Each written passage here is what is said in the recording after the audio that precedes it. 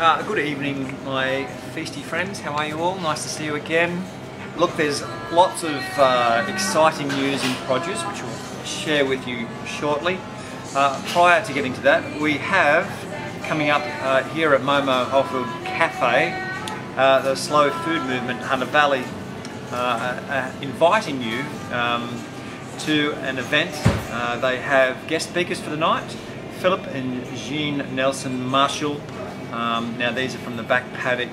Many of you would know their organic lamb and hams and pork products, which we sell here, and he sells down at the Newcastle City Farmers Market. He's the guest speaker. Should be very informative. He's a great talker. He's full of knowledge and promises to be a fabulous evening.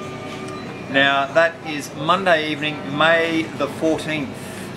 It's $25 for Slow Food members and it's $30 for non-members, which is an extremely affordable organic night out. Now a reminder that Tocal is on the 4th, 5th, 6th of May. We'll be there. That's a good enough reason to come along. We did mention last week some of the other side events. What were they? Did we? Anyway, Organic Feast will be there, and we hope to see you there. Andrew will be there. He's worth the ticket in. Now, this is the last of the New South Wales bananas while Tony and Di are in Fiji doing their voluntary work. We have a 2 kilo buy on the full colour. I can assure you they're eating fantastically. 2 kilos is a fair whack to get through in a few days. Freeze them. Papaya, lovely small little creatures, but look at the colour, absolutely stunning. The local kiwi fruit have started. They're in bags of 10 for $3.95. That's an excellent buy. They're lovely big pieces, and they've started the season this year very, very nicely. They're eating beautifully. Pink ladies have started from our preferred grower. They're absolutely brilliant. No word of a lie. Hi. G'day. Can you please perhaps just hold that beside your head? Cool. I'd pick the pineapple too. A little date to put in your diary. Our next Super Saturday event is May the 26th. I know some of the specials. They're pretty good. Pretty good. So apart from that, of course, we'll have lots of other wonderful things, some great music, wonderful food at Momo. So May 26th. I like to shop organic, mate, because it's the only way to go. We've been ruining and poisoning ourselves for too many years. So the life is of trying to live as organic and natural as possible. Yeah, it's very important these days. Great. It's a life to be lived, and we've got to enjoy it and live healthy. That's what I look at the present moment. Unfortunately, I lost my wife to cancer, but we were always on organic foods. But cancer is one of those things we just can't beat.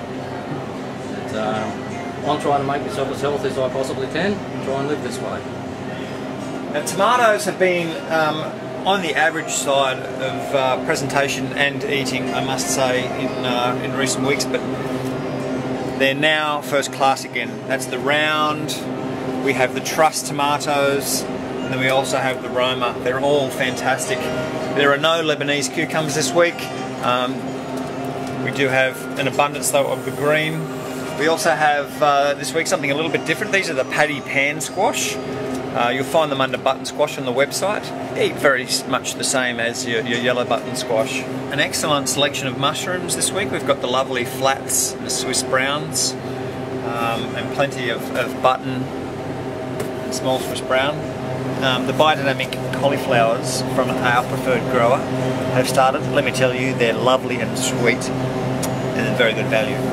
Kale this week is an improvement on last week. You can see we've got, lovely fresh leaves and nice rich colour. We have both the black Tuscan and the curly. Broccoli is an excellent special this week. It's on at $6.99 a kilo. And we also have, just to complete your Cruciferfest, I won't try to say saying that again, broccolini is on special as well at $4.99. And the garlic has improved. We've got larger bulbs, I'm sorry, in the Italian, and then of course there's the giant Russian. Jap nuts. Just in case you were wondering what they look like, you'll see them described there on the website. They are a cross-pollination of your Jap and butternut pumpkin. The colour is wonderful, and they're very good value. Now many of you will may remember Bev the bottle. If not, here's a little bit of Bev in action. Last night I found a little piece on the ABC News website. There seems to be some good progress in regards to the Container Deposit Scheme, the CDS scheme. There was a great little rally yesterday. This is the first time a federal environment minister has said he supports the CDS, confirmed that this coming state and federal meeting of environment ministers was crucial, and that other states needed to join with South Australia and the Northern Territory. So we have a national container deposit scheme. I tend to agree. I think it'll be a great idea to encourage the reuse of containers. You know, each one of those little plastic bottles is, you know, millions of years of decomposition. You know, petrochemicals, all for our little, you know, 30 seconds, 1 minute of pleasure. Guilty as charged, but I do love that drink, so I think it's a great thing. Now, as I understand it, the Coca-Cola beverage industry, led by Coca-Cola, are lobbying furiously to prevent any agreement. They see it as an impost on their business operations. Now, here is the second part to our little interview with David and Heidi. Apologies for the quality of the sound. We will work on improving that. We have to get some sort of little microphones or something, because this is attached to the camera and doesn't go very far. Anyway, here it is. My serious question is, what's your opinion on raw milk and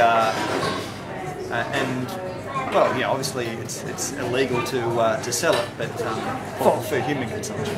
Yeah. Well, I'd suggest to you every dairy farmer drinks raw milk and not many vendor. It's a really problem issue. I personally don't have a problem if it's very close to the source. People come to dairy farms and it's very clean in production. You know, I think the problem is if you're getting milk sent down from another state or something like that, and there's all sorts of problems in shipping that, you know, for me, it's a time bomb to go off. Yeah. But personally, I actually think it should be legalised with really strict controls, and that it's a local dairy, so you're in Maitland, there should be someone within an hour that's allowed to do that. I mean, you'd have very short use boys and really strict control on temperature. Which is the way it used to be, I guess, isn't it? Yeah, fundamentally, because it's like a lot of food production now, it's centralised, or it's more the distribution, isn't it, that's centralised. And we need to regionalise it all again. Don't forget, our food laws are geared up for big multinationals. They're not geared up for little producers like us. And, you know, whilst I don't have an immediate problem with the bureaucracy that's controlling it, what they are doing is wanting you to fit in the parameters of a big company, which really, for a small processor, whatever you're doing, milk, whatever, it just doesn't work. And the reality is, if you don't produce a good product, you're going to be out of business straight away. So really, you've got to decide what's the chance of us making someone sick. I mean, we have to be very careful. We have to produce a good clean product. Because food safety is an issue. Yeah. And with raw milk, it's a much bigger issue. I mean, we take it really seriously, like food safety, but I think I see that there is a chance that it could be done, but within sensible parameters. Sure. What about cheese? Is it safer to make raw milk cheeses as opposed because of the fermentation process and the like? Yeah, only with age, not with fresh cheese. Right. But we do aged cheeses, which, you know, like our bulgur, which is like a gruyere or a comté style, that's what they call a cooked curd.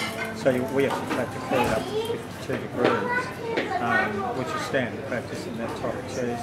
And it's aged for a minimum of 6 months. And actually, under the present ANSFA food standard code, that's allowed. But whether allowed to be raw. Allowed to be raw, yeah. But you know, the food with Right. But the New South Wales Food Authority gives you approach on it. But you know, it's different times we live in. I mean, people have this concept that food should last a long time. I mean, food in itself is a living organism, and by its very definition, therefore, there's a cycle where things do die and go down. It's the same as cheese, but with the wash rind, it's always changing. I mean, I actually, like, ideally, I'd love, say we're close here, I mean, we're like 2.5 hours away, so that's fairly local. I'd love to be in a situation where my whole production was geared up just to supply organic foods. So, you know, we're talking butter, milk, yogurt, ice cream, cheese. But the reality is it doesn't work that way because we're a small operation and we have to do tests on all those different products, and basically if we made too many products, we'd go broke. We couldn't afford all the tests. All the tests to prove to you that what we made wasn't going to kill anyone. So in doing that, we're limited to yogurt and cheese. Just, a lot of people have asked us to do milk, and it's not something we want to recommend. But well, it is just so much more crucial. What do you think the future of small farming and I mean, it is becoming more difficult, isn't it, in terms of bureaucracy and power of the big multinational companies? Well, the thing that really worries me, who is going to be farming in the future, I mean, in Australia, you know, we're looking good economically, but it's only because we happen to be building big quarries that our great-grandkids or whoever are going to say, why did you guys dig a big hole in Australia? Because we've got nothing, you know. And, you know, the farming skills are going to be lost. Like, we make the hard cheese we make. One reason we're keen to make this is because it's a tradition that's been going for hundreds of years in Switzerland. Washed rind cheeses that is unnatural rind, plastic coat on it, dry that, and small batches. And I think probably the only way to survive farming is to value add. Or, you know, go to farmers markets, but for us, we've tried that. And you can't be milking cows, making products and doing farmers markets. It's two full-time jobs yeah, for one. Yeah, you just can't do it. So. Well, it's 3 full-time jobs. Yeah, probably. Yeah. Well, look, no more questions, Your Honour. I got one for you, Brent. Ah! I don't do questions. Thank you very much for your time. Thank you. Andrew.